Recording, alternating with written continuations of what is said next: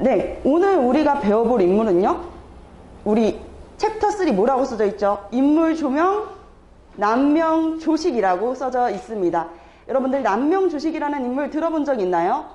네, 없을 거예요. 여러분들이 아는 대표적인 성리학자는 퇴계 이황이나 아니면은 율곡이일 것이니까요.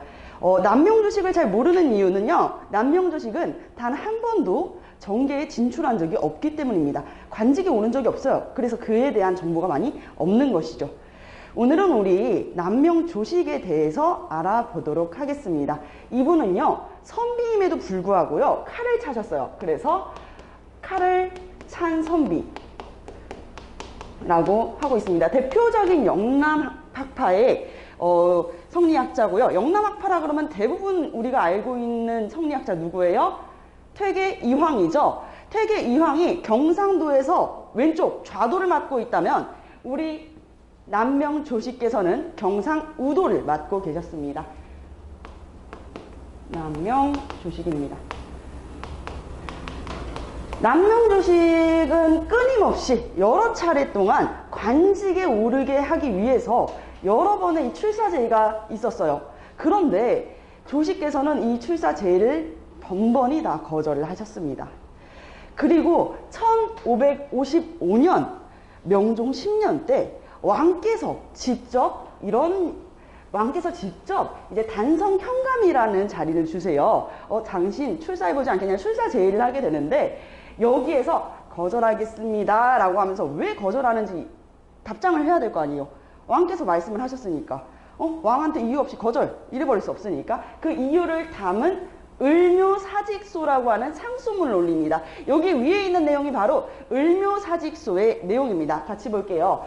자선께서는 생각이 깊으시지만 구중궁궐의 과부에 친하지 않으시고 전하께서는 어리시어 단지 선왕의 외로운 후사에 친하지 않습니다. 그러니 천백가지의 천재와 억만갈래로 갈라진 민심을 어떻게 수습하시겠습니까? 라는 얘기를 왕한테 직접 한 거예요, 여러분. 이런 얘기를 왕한테 직접 했다고.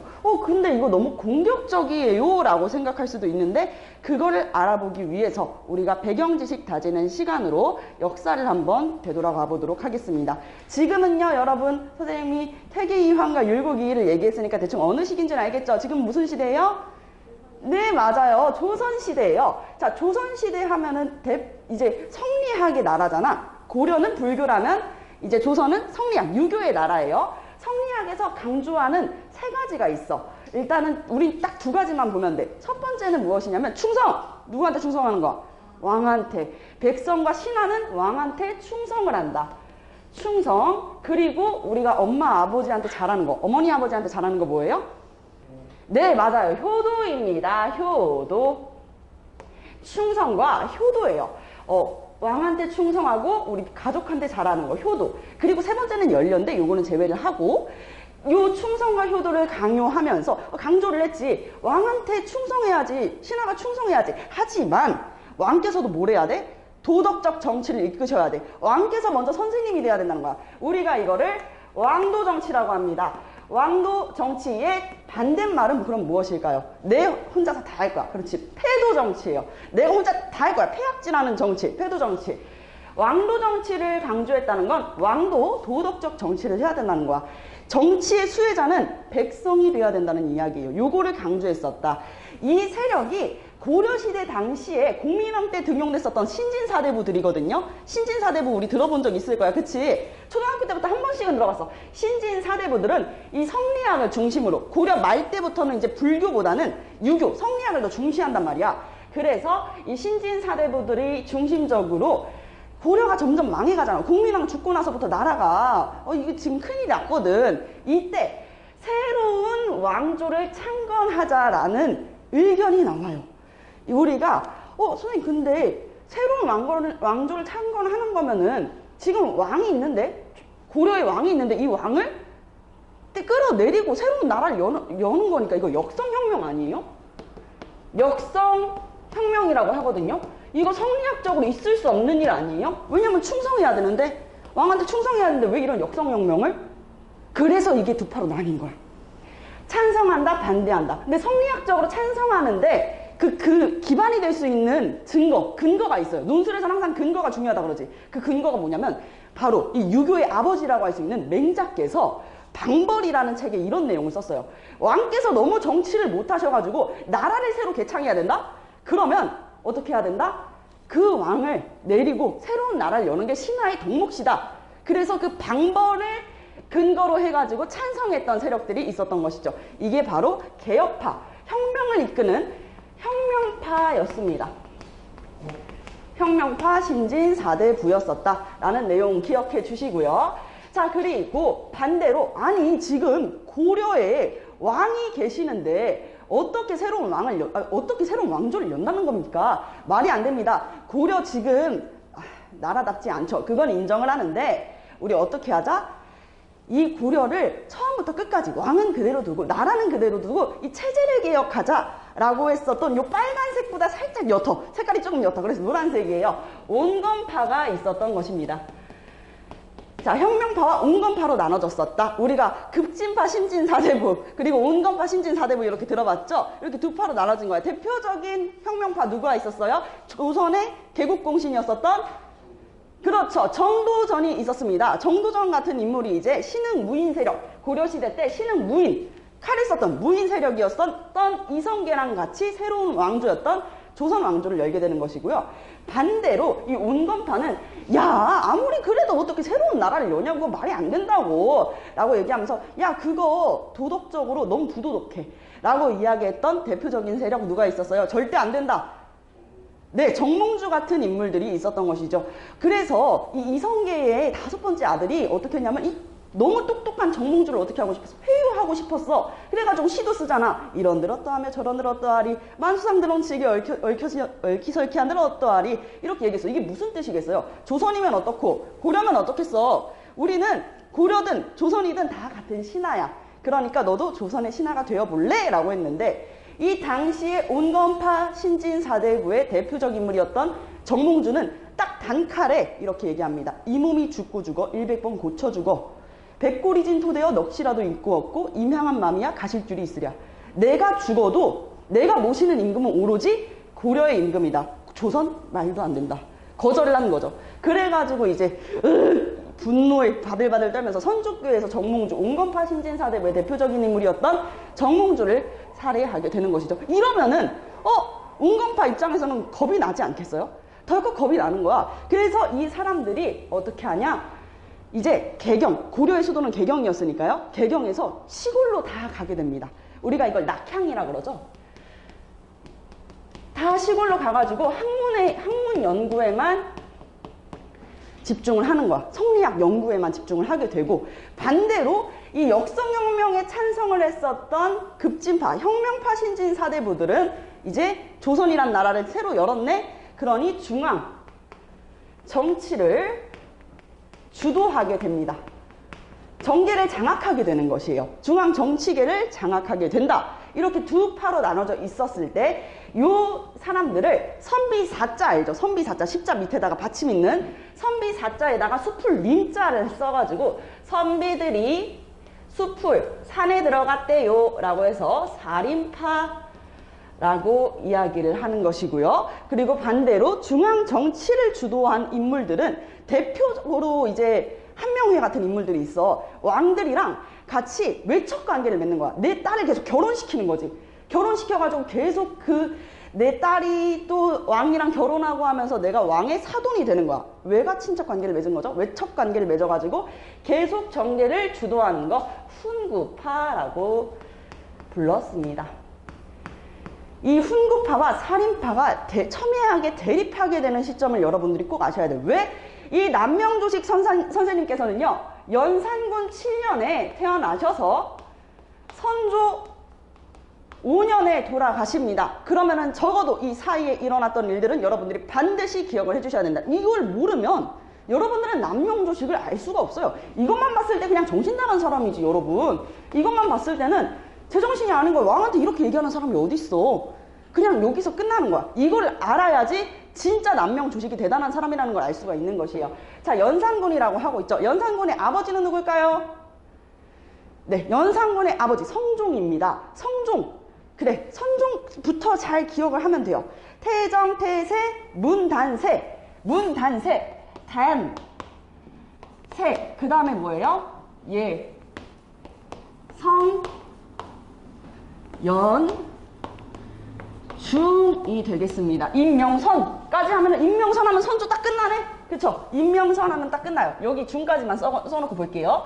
단종은 솔직히 잘 몰라, 여러분들이. 그치? 단종은 뭔가 업적으로 기억하는 사람들이 많이 없잖아요. 우리가 기억하기로는 오로지 수양대군이었었던 세조, 삼촌에 의해 가지고 어린 나이에 죽음을 맞이하는 비운의 왕으로 기억을 하신단 말이에요.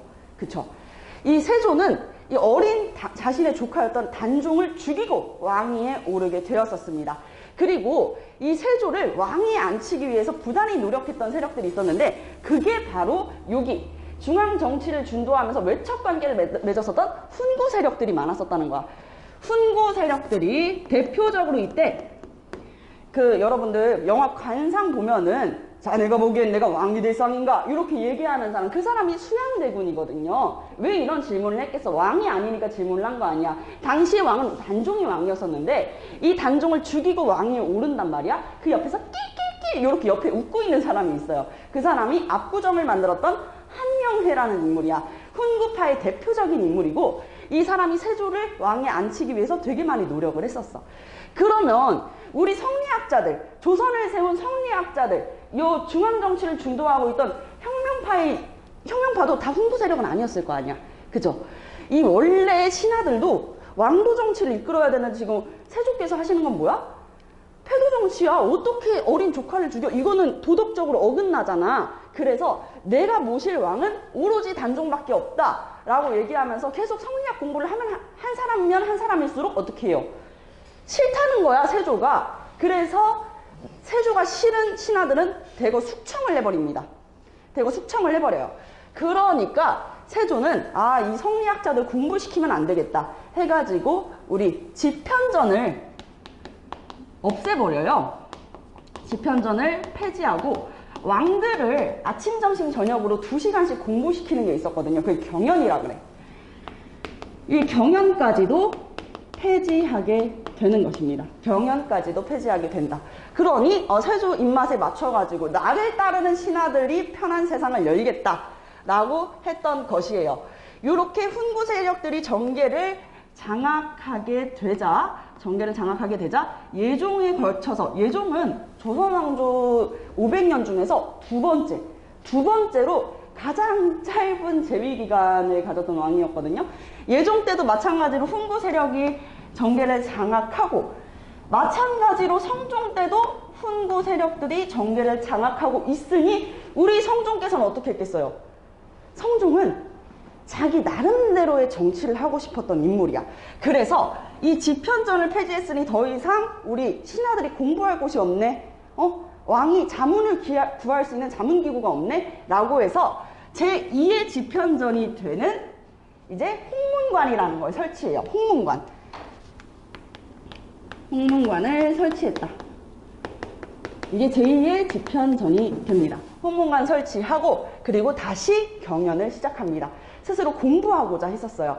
근데 이렇게 되면은 훈구파 입장에서는 왕이 자꾸 공부하면 우리가 이렇게 조종하기가 쉽지가 않은데 싶은 거지.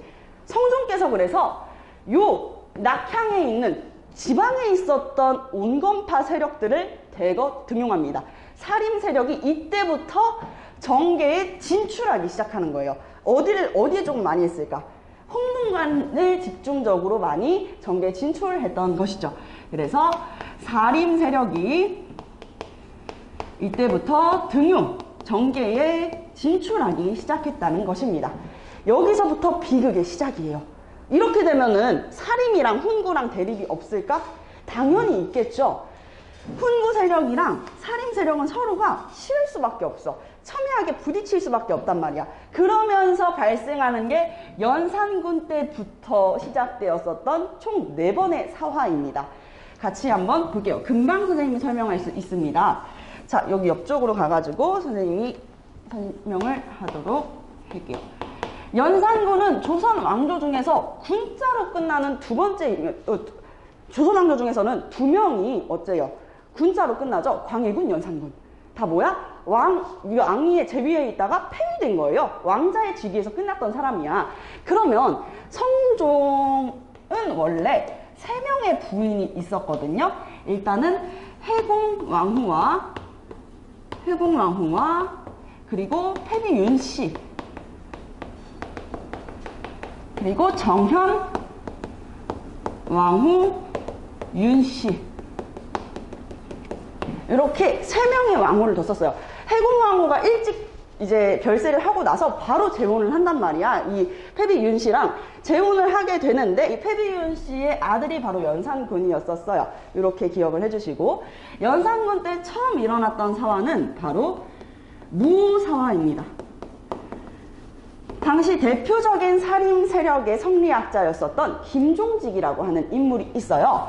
이 김종직이 썼던 책 중에 조의제문이라는 게 있었거든요. 조의제문이 무엇일까? 어떻게 읽냐면 조 띄고 의제 띄고 문, 이렇게 읽어야 돼요. 의제에게 보내는 조문이라는 것이에요. 의제에게 보내는 조문. 의제가 누구예요? 의제는 초나라의 회왕이라 그래가지고, 여러분들 초한지 알죠? 초나라랑 한나라랑 전쟁했던 내용. 그 당시에 초나라의 왕이었었어. 나이가 굉장히 어렸거든. 이 의제를 죽이고 실권을 장악하는 사람이 있었으니 그 사람이 바로 항우. 그러면은 어린 의제를 죽였구나. 어린 의제의 시신이 저 강물에 다니더라. 의제 안타깝다. 내가 지금이나마 조문 드린다. 라는 내용을 김종직이 쓴 거야. 이게 뭐 어때서? 라고 생각할 수 있는데, 우리 이 훈구 세력들이 야, 이거 봐봐. 연산군 이거 보세요. 이러면서 이제 조의제문을 들고 간 거예요. 조의제문 내용 보니까 이상한 거 못 느끼세요? 그러니까 연산군 입장에서 초나라 의제 죽었다는데 그게 어째서 이랬는데, 이게 알고 보니 요거예요. 어린 단종을 죽이고 왕위에 오른 세조를 꼬아서 욕한 것이다 라고 얘기를 하는 거야. 그러니까 우리 증조부님을 욕보여? 김종직 데려와 되는 거죠. 근데 김종직은 이미 돌아가셨는데 어떡할 거야? 이미 죽은 사람을 어떻게 벌할 수 있겠어요? 할 수 있습니다. 조선시대는 가능해요. 무덤을 파헤쳐가지고 그 사람의 목을 베는 정말 끔찍한 형벌인 부관참시를 하게 됩니다. 그러면서 김종직을 따르던 제자들까지 대거 많이 이제 학살당했었던 사건. 그래서 무오년에 살인 세력들, 한마디로 선비들이 화를 입었다라고 해가지고 무오사화라고 하고 있어요. 이때 정말 많은 선비들이 죽었었습니다. 자, 그리고 나서 일어난 게, 이거는 참 어떻게 보면 일어날 수밖에 없었던 사건인 것 같아요. 갑자사화거든요. 이것도 마찬가지로 갑자년에 살인 세력이 화를 입었다라고 해서 갑자사화예요. 자, 갑자년에는 어떤 일이 있었냐면 바로 요거야. 선생님, 해공왕후랑 정현왕후는 알겠는데 이 사람은 왜 패비 윤씨예요? 뭔가 조금 패비라고 하니까 폐위된 것 같아요. 맞아요. 왕비 자리에서 끌어내려졌어요. 성종께서는요, 조선 왕조 중에서 가장 많은 후궁을 들이셨거든. 근데 우리가 한번 생각해 볼까? 많은 후궁을 들였대. 그러면 내 여자친구, 내 남자친구가 또 다른 애인을 계속 두는 거야. 이거를 조선시대에는 그래도 이 악물면서 웃으면서 축하드리옵니다 이래야 되는데, 우리들의 패비 윤씨는 그렇지가 않았습니다. 윤씨 집안 자체가 조금 미약했어가지고 좀 빨리 후사를 치르고 싶고 한데, 후궁을 들이면 들일수록 내가 아들을 낳을 수 있는 가능성 줄어들겠지. 그러니까 어떻게 해야겠어요? 빨리 후궁 드리는 거 싫은데, 근데 직접적으로 표출할 수는 없으니 저주를 한 거야. 왕과 후궁들을 저주를 하고 막 독약을 품고 다니고 이런 히스테리적인 행동들을 하니까, 아니 조선 왕조에서 이런 일이 말이 안 되잖아요. 그죠? 독약을 품고 저주를 하고 이런 거 있을 수 없는 일이잖아. 그래서 패비 윤씨가 폐위를 당해가지고 유배 보내줘요. 유배를 보내줬는데 이 당시에, 그럼 연산군은 어린 나이니까 정현왕후 손에서 자랍니다. 재혼을 해가지고 자라는데, 성종도 자기 아내였는데 보고 싶은 거야, 윤씨가. 그래가지고 자기 이제 내시를 시켜가지고 우리 윤씨 잘 지내나 한번 보고 와 이랬는데, 이걸 성종의 어머니인 누가? 인수대비가 딱 내시한테, 너 일로 와봐. 어디가? 제 패비 윤씨? 됐어. 뭐하러 가? 걔는 지금 반성이라고는 단 하나도 안 하고 있어. 그냥 자기 치장하는 데에만 미쳐있다니까? 갈 필요 없다. 가지 마. 라고 이야기를 해버리는 거예요. 그러니까 내신은 그대로 누구한테 전달해줘? 성종한테 전달하는 거예요. 그러니까 성종이 바들바들 화내가지고 결국 패비 윤씨한테 사약을 내려가지고 사망케 이르게 하는 사건이 발생했던 것이죠. 그 사건이 일어났다는 걸 우리 연산군이 알게 된 거예요. 그래서 연산군께서는 무슨 생각을 하게 되냐면 우리 엄마 폐위시키는데 찬성했던 놈들 다 나와! 라고 하는 거야. 근데 그 당시에 사실 살림 세력보다 훈구 세력이 더 많았어요. 정통 훈구 세력들도 같이 화를 입었던 사건입니다. 이것은 패비 윤씨 사건으로 인해 가지고 살인과 훈구 세력이 같이 화를 입었었던 사건을 이야기하는 것이다. 이때 살인 세력들이 많이 축출이 됐겠죠. 정계는 그럼 또 누가 많이 차지했겠어? 훈구 세력이 차지하는 것이죠. 일단은 여러분들 잘 생각해봐요. 여러분들이 중학생 2학년이다 보니까, 중학생 2학년이죠. 2학년이다 보니까 생각을 하시기에 이렇게 생각을 할 수가 있어요. 선생님 그냥 한 당에서 차지하고 이렇게 하는 게 뭐가 나쁘겠어요? 라고 생각을 할 수가 있는데 그렇게 생각해서는 안 됩니다. 한 당이, 일당이 정계를 다 차지하게 되면 뭐가 되냐면 바로 일당 전제화가 돼요. 일당 전제화가 뭐가 나쁜데요? 라는 생각이 들면 여러분들 북한을 보시면 되고 중국을 보시면 됩니다. 한 당이 정계를 장악하면 전제가 뭐야? 독재예요. 독재가 될 수밖에 없어. 한쪽만 뭘 차지하는 거야? 권력을 차지할 수밖에 없는 거지. 그래서 이 한 당을 항상 견제할 수 있는 다른 당, 양당제가 이루어져야 되기 때문에 지금 훈구 세력들 때문에 뭐가 많이 줄었어요? 살인 세력들 많이 줄었죠. 이 당시에 또 일어나게 되는 게 연산군 폐위됐으니 연산군은 이제 훈구 세력들이 많이 끌어내려요. 이 사화 때 훈구도 같이 화를 입었다고 그랬잖아. 이를 갈고 있었거든. 연산군 가만 안 둘 것이다. 그래서 이번에는 훈구 세력들이 손에 너 일로 와! 해가지고 아까 정현왕후 윤씨 있죠. 정현왕후 윤씨의 후사였던 아들이었었던 중종을 왕위에 올리게 되는 것이에요. 중종을 왕위에 올리게 되는 것이다. 자, 중종을 왕위에 오르게 하는 거 우리가 중종 반정이라 그래요. 왜냐면 이 사람이 연산군이 원래 지켜야 하는 임기를 채우고 온 게 아니잖아. 그래서 반정에 일렀다라는 표현을 쓰고 있고요. 이 중종 반정을 도와줬던 세력은 누구라고요? 좋습니다. 바로 훈구 세력입니다. 훈구파가 이 반정을 되게 많이 도와주었어요. 왕이 되기 위해서 이렇게 도움을 준 걸 우리가 무엇이라고 이야기를 하냐? 바로 공훈이라는 표현을 씁니다. 공훈을 쌓다라는 표현을 쓰고 있어요. 공훈을 쌓다. 그래서 우리 이런 말도 있잖아. 우리 내신 대비 1등 공신 뭐 이런 얘기도 쓰잖아요. 1등 공신이라는 게 가장 많은 도움을 주었다라는 것이거든요. 그리고 이제 도움을 준 신하들, 공신이라는 표현을 쓰는 거고 그런 도움을 공훈이라고 하는 거야. 공훈을 많이 쌓았는데 이를테면 여러분들은 중학생이니까 중학생 수준에 맞게 설명을 할게요. 비유를 할게. 안녕 얘들아, 나는 반장이 되고 싶어. 나를 만약에 반장으로 뽑아준다면 내가 여러분들한테 이번 달에 치킨, 피자, 햄버거를 엄청 많이 쏠게 라고 이야기를 한 거야. 그래가지고 우리 친구들 너무 신나가지고 당연히 선생님을 뽑아줬겠죠. 우리 선생님 최고다 라고 하면서 우리 선생님이래. 우리 땡땡이 최고, 우리 유진이 최고다 하면서 엄청나게 뽑아줬어. 그래서 선생님이 유진이가 딱 반장이 됐어. 근데 반장 되자마자 입 싹 닫고 내가 언제? 그런 적 없었는데? 햄버거 안 사줄 건데? 이래버리면 어떻게 돼요? 반란이 일어나는 거야. 야 내가 너 뽑아줬잖아. 이렇게 될 수 있으니 마찬가지야. 왕이 될 수 있도록 도움을 줬잖아요. 그럼 어떻게 해야 돼? 담례를 해야지. 그래서 이 훈구 세력들한테 계속 뭘 해준 거야? 아유 고맙습니다 라고 하면서 왕실의 재정, 그래서 선물을 주다 보니까 왕실의 재정이 바닥이 나던 상황이었어요. 나라가 혼란하고 왕의 힘이 강하지가 못했었다. 이때 중종께서는 생각을 해보니까 어떻게 하면 이 정치를 좀 제대로 운용할 수 있을까 라고 하면서 살림 세력에 기러기, 인도인, 스위스 모르겠다, 토마토, 그리고 도마도랑 또 별똥별, 역삼역, 우영우 같은 조광조를 등용하게 되는 것입니다. 네, 앞으로 해도 뒤로 해도 똑같은 조광조를 등용하게 돼요. 이 사람은 여러분들 조광조 아니야. 그 사랑 찾아 인생을 찾아. 자, 조광조를 등용하게 되는데 이 조광조는 이름이 앞뒤로 해도 똑같다는 게 큰 그게 아니에요. 이 사람은 조선시대 최고의 개혁 정치가였어. 너무 급진적인 급진적인 개혁 정치가였다. 왜요? 이런 표현을 쓰는 걸까요? 일단 조광조는 엄청나게 성리학 러버, 성리학, 진짜 찐 성리학적 학문을 갈고 닦으려고 했었던 인물이었었고요. 그래서 이 중국에서부터 향약이라고 하는 향촌사회의 자치규약, 향약을 가지고 와요.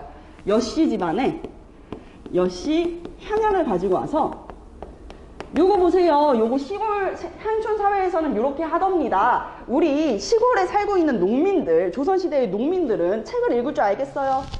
모르지요. 책을 볼 줄 몰라요. 그러니 쉬운 것들, 향촌사회에서는 이렇게 해야 돼. 쟤네 집에 가뭄 들었네. 물 떠와가지고 도와줘야겠지. 이런 것을 알려주는 여시향약을 들어오게 되고, 그리고 원래 성리학은 유교를 제외한 다른 학문은 이단이거든요.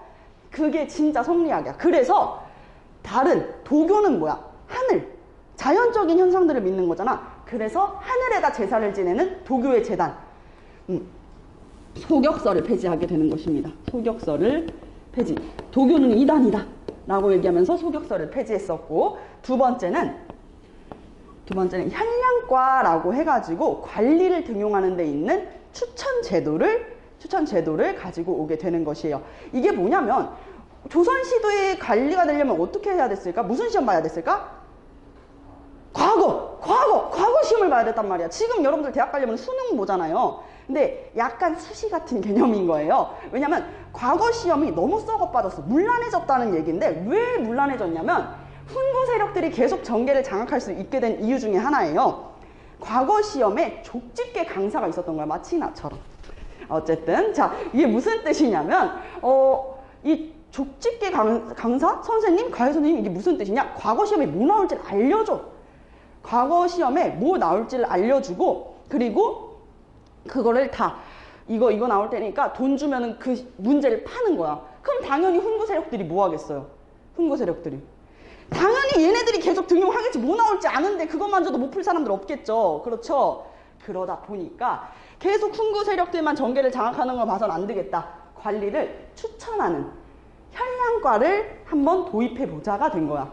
내가 딱 봤을 때 우리 학생 땡땡이가 너무 잘해. 숙제 와 너무 잘해. 출석률 100%. 이 친구 최고다. 우리 땡땡이 어떻게 한다? 내가 관리로 등용해야겠다. 그럼 왕께 추천을 하는 거야. 근데 왕은 이 사람 몰라요? 몰라요. 이 사람에 대해서 어떻게 알겠어? 그러다 보니까 왕은 그래? 내가 너 괜찮은지 어떤지 어떻게 알아? 잠깐 이게 정말 간단한 쪽지 시험을 보는 거야. 테스트를 보는 거지. 그렇게 등용을 하게 되는 게 현량과였다. 현량과를 실시했었고, 그리고 세 번째로는 이것 때문에 조광조가 사사당합니다. 바로 공훈을 쌓았다 그랬죠. 근데 이 공훈이 나 반장시켜주면은 내가 너네들한테 햄버거 치킨 쿠폰 쏠게라고 얘기했는데, 연수는 날 뽑지 않았어. 연수는 날 뽑지 않았는데, 유진아 나 너 뽑았는데 햄버거 쿠폰 줘 라고 얘기하면 어떡해? 야 증거를 대 이렇게 할 수가 없잖아. 그래 고마워 하면서 이제 줘야 될 거 아니야. 그쵸? 그런 거야. 그러니까 계속 거짓말을 해가지고 공헌을 쌓았다고 얘기하면서 나라의 재정을 바닥내고 있었던 세력들이 있었던 거지. 우리가 이거를 위조한 공훈이라고 해서 위훈이라고 합니다. 위훈을 삭제하려고 했어요. 위훈을 삭제하려고 그러니까 이때 대거 화난 세력들이 누굴까? 당연히 훈구 세력이겠지. 이건 위훈을 삭제한다는 것도 참 웃긴 게, 위조됐는지 어떻게 알 건데? 위조됐는지 어떻게 알 건데? 그러니 훈구 세력들은 조광조 이거 제정신이 아닙니다 라고 얘기하면서 중종 이것 좀 어떻게 해보십시오 라고 해가지고 중종께서는 자기 손으로 뽑았었던 조광조를 비롯해서 살인 세력을 대거 내치게 됐던 것이에요. 이게 바로 조광조의 기묘한 기묘사화라고 하고 있습니다. 조광조의 기묘한 기묘사화가 발생했던 것이죠. 중종께서 이때 정말 똑똑했던 성리학자들을 대거 보내버리고, 자 이때부터가 문제야. 이때부터는 다 컸어. 우리 연산군 7년부터 응애셨잖아. 우리 남명 조식 선생님께서는. 근데 지금 선조 5년? 거의 지금 다 왔어요. 정신 조금만 차리자. 자, 중종 반정에 이른 다음에 중종의 후사. 여러분들 요것도 중종께서 원래 왕이 될 상이 아니셨잖아. 왕이 될 운명이 아니셨다고. 왜? 성종의 아들로는 이미 연산군이 아들이 됐으니 다음 왕은 연산군 아들이 돼야 되는 거야. 근데 연산군이 중간에 뭐 됐어? 폐위됐지.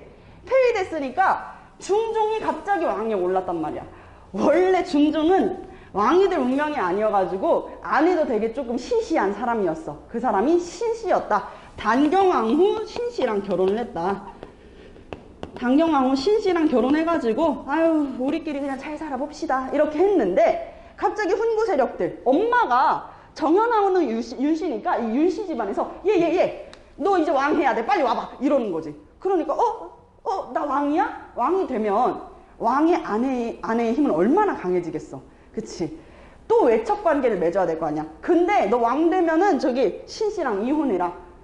네 알겠습니다. 바로 이혼을 해버려요. 단경왕후 신씨랑은 이 집안은 힘 자체가 강한 집안이 아니었으니까 엄마의 윤씨 집안이랑 결혼을 하게 되는 거야. 그래서 당시에 이제 유님이라고 하는 사람이 있었어요. 이 유님이라는 사람이 자신의 여동생을 이 사람 제 여동생이지만 결혼 엄청 좋습니다 이렇게 얘기를 해가지고 결혼을 하게 되는 게 바로 장경왕후였다. 장경왕후 윤씨랑 결혼을 하게 되었었다. 그래서 장경왕후 윤씨가 응애를 낳아요. 응애를 낳았는데 낳고 나서 3일 만에 돌아가셔. 우리가 이걸 산후병이라고 얘기를 하거든. 조선시대 때는 그만큼 애기 낳는 게 쉽지가 않았어 얘들아. 그래서 단경왕후 윤씨 아이를 낳고 돌아가시는데 그 아이가 바로 여러분들도 알고 있는 인종이 되겠습니다. 선생님 근데 인종은 아는데 인종은 잘 안 들어봤어요. 인종? 딱 봐도 얘들아 힘이 약할 것 같지 않아? 왜냐면 엄마가 돌아가셨잖아. 그리고 중종께서는 왕비자리를 비워놓을 수가 없어. 재혼을 하겠지. 그러면 엄마가 없는 이 세자는 얼마나 힘이 약하겠어. 그래서 유님이 자기 여동생도 죽었으니까 중종한테 가는 거야. 중종 나와 보시오. 이렇게까지 얘기한 건 아니고 중종 지금 내 여동생이 이렇게 세상을 떠나고 세상에 남겨진 건 이 천덕꾸러기 인종밖에 없는데 중종께서 재혼을 해가지고 새로운 왕후를 드린다고 하면은 인종은 사실상 제거 대상 1위일 것이다. 왜? 재혼한 다음에 거기에서도 아이가 태어날 거 아니야.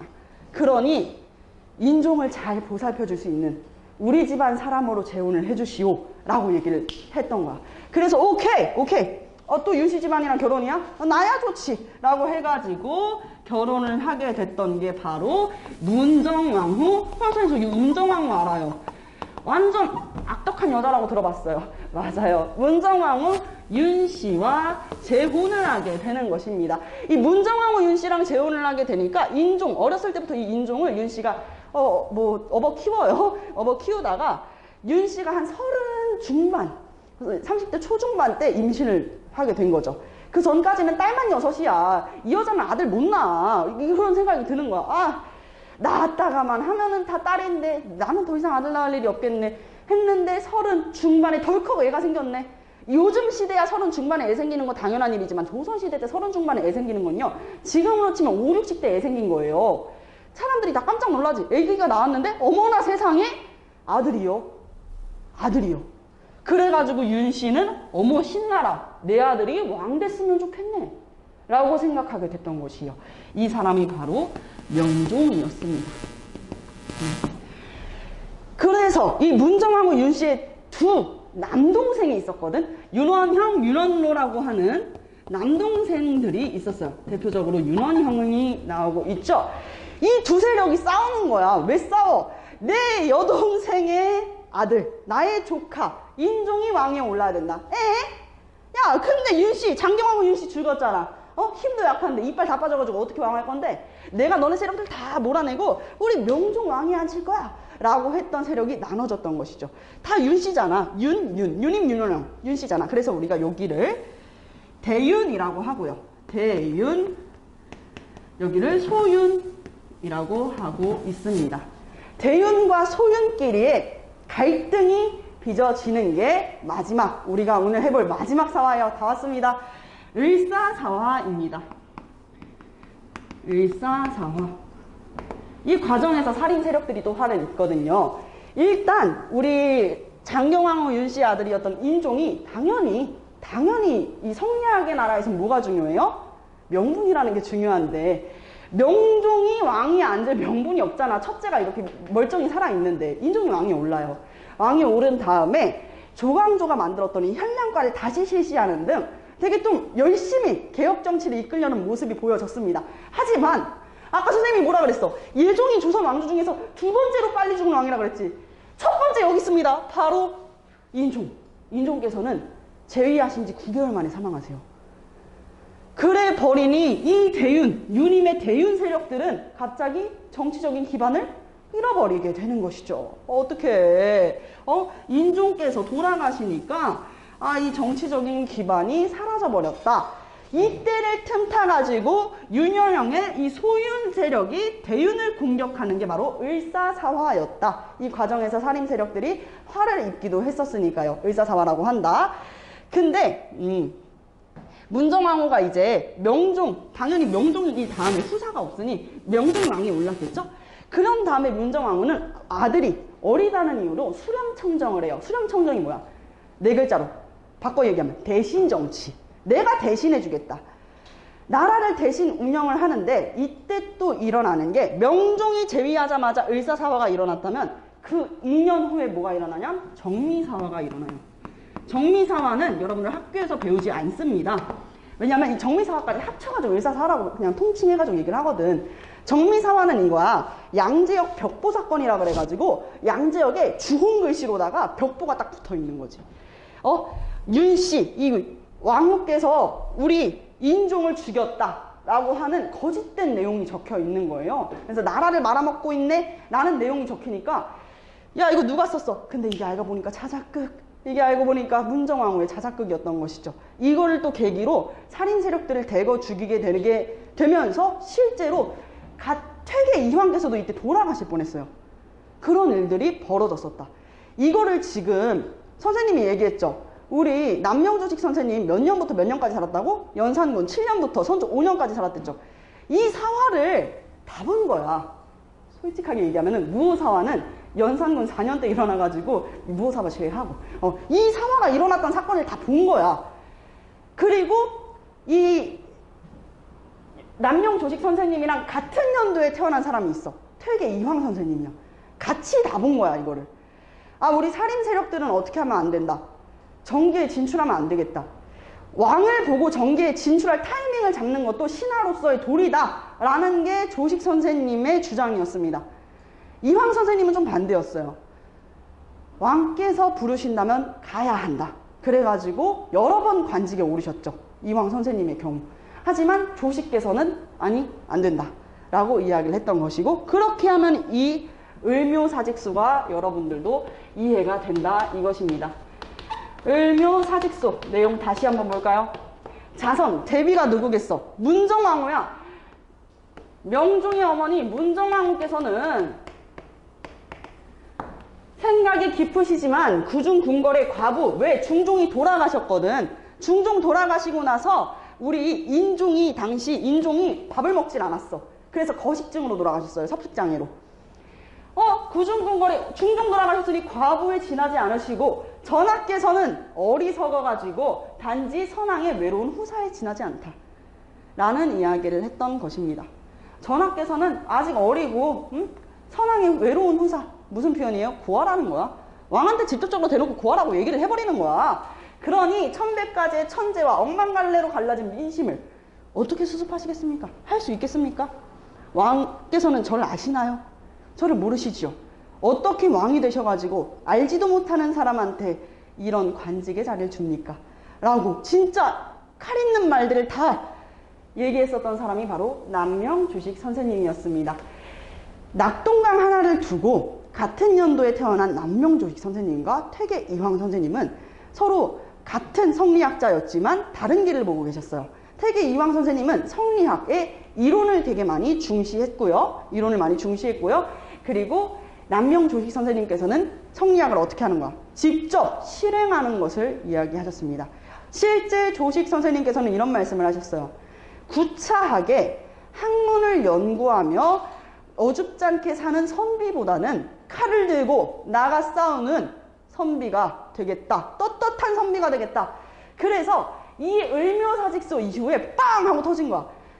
이때 당시 영남학파에서 낭명조식 선생님을 따르는 영남 우도생들이 등장하게 되면서 여러분들이 알고 있는 이 임진왜란의 대표적인 의병장 곽지우께서도 바로 이 낭명조식 선생님의 제자였습니다. 이렇게 이해를 해볼 수가 있죠. 이 이외에도 정인웅까지도 마찬가지로 낭명조식 선생님의 제자였다는 것을 알 수가 있었습니다. 선생님의 수업을 들어보고, 그리고 여러분들 우리 여기 페이지 보이시죠? 이거 받으셨죠? 낭명조식 우리 29페이지와 32페이지를 지금 한번 작성을 해보도록 하겠습니다. 고생하셨습니다.